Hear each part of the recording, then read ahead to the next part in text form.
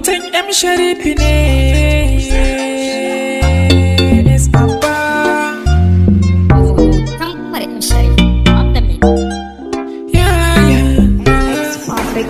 M Sharifi yana kalau, yana nan da daram.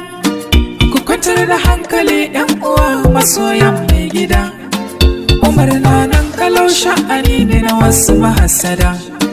Ku kwantar da hankali ku manta masoyan mai gida.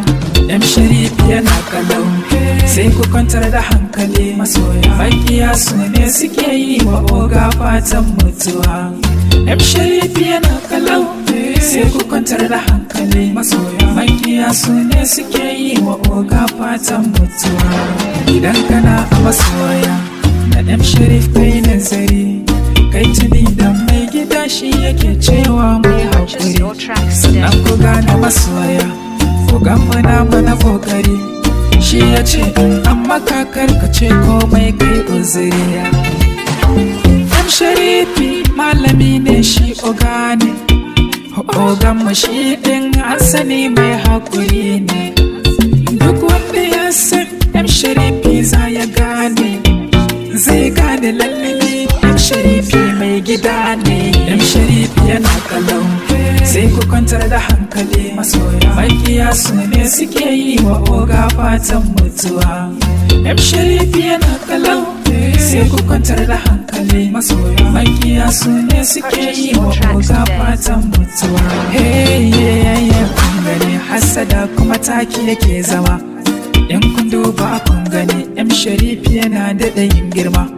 Za ku gan shi yana hawa ko da yaushe yana daɗa yin sama. Ga dalili ku sani haƙuri kuma bai san rigima. M Sharifi yana kalau, sai ku kwantar da hankali masoya. Makiya su ne suke yi wa oga fatan mutuwa. M Sharifi yana kalau, sai ku kwantar da hankali masoya. Makiya su ne suke yi wa oga fatan mutuwa. M Sharifi yana kalau, sai ku kwantar da hankali masoya. Makiya su ne suke yi wa oga fatan mutuwa. M Sharifi yana kalau, sai ku kwantar da hankali masoya. Makiya su ne suke yi wa oga fatan mutuwa. M Sharifi yana kalau, sai ku kwantar da hankali masoya. Makiya su ne suke yi wa oga fatan mutuwa. M Sharifi yana kalau, sai ku kwantar da hankali masoya. Makiya su ne suke yi wa oga fatan mutuwa.